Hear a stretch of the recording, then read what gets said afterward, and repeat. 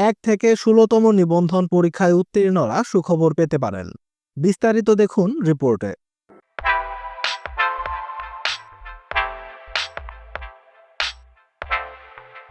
বেসরকারি শিক্ষক নিবন্ধন ও প্রত্যয়ন কর্তৃপক্ষ অর্থাৎ এনটিআরসি এর মাধ্যমে শিক্ষক নিবন্ধন সনদ পাওয়া 1 থেকে 12তম এবং 16তম নিবন্ধনে উত্তীর্ণ 35 ঊর্ধ্ব নিবন্ধনধারীদের জন্য বিশেষ গণবিজ্ঞপ্তি প্রকাশ করা হতে পারে।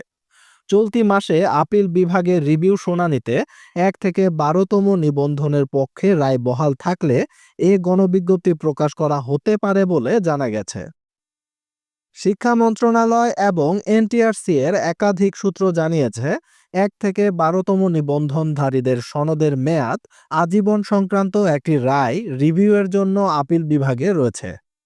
রিভিউয়ের রায় 1 থেকে 12তম নিবন্ধনধারীদের পক্ষে টিকে গেলে সনদের মেয়াদ আজীবন হবে। একই সাথে নিবন্ধনে উত্তীর্ণ 35 ঊর্ধ্ব প্রার্থীরা গণবিজ্ঞপ্তিতে আবেদনের সুযোগ এবং নিয়োগ সুপারিশ পাবেন। ফলে তখন বিশেষ গণবিজ্ঞপ্তি প্রকাশের মাধ্যমে তাদের নিয়োগ সুপারিশ করা হতে পারে। ওই সূত্র আরও জানায় 1 থেকে 12তম নিবন্ধনের রিভিউ রায়ের জন্য অপেক্ষা করছে এনটিআরসি।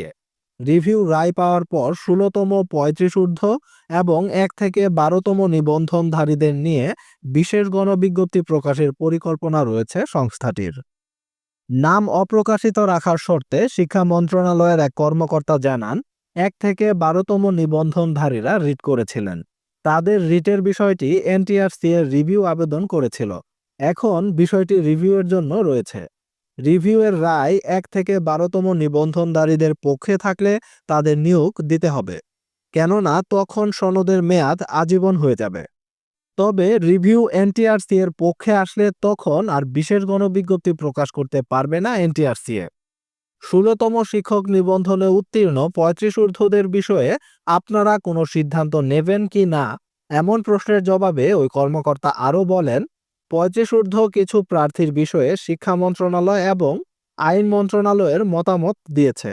35 ঊর্ধ্ব প্রার্থীদের বয়স কখন থেকে গণনা করলে সুবিধা হবে সে বিষয়টি জানাতে এনটিআরসি-কে চিঠি পাঠানো হয়েছে। তবে সেই চিঠির জবাব তারা দেয়নি, এজন্য বিষয়টি ঝুলে রয়েছে। 1 থেকে 16তম নিবন্ধন পরীক্ষায় উত্তীর্ণরা সুখবর পেতে পারেন। এই বিষয়টিকে আপনারা কিভাবে দেখছেন? বিষয়টি নিয়ে আপনাদের যে কোনো মূল্যবান মন্তব্য ও মতামত অবশ্যই কমেন্টে লিখুন। দেখা হবে নতুন কোনো ভিডিওতে নতুন কোনো গুরুত্বপূর্ণ আপডেট নিউজ নিয়ে। ততক্ষণ পর্যন্ত ভালো থাকুন। আল্লাহ হাফেজ।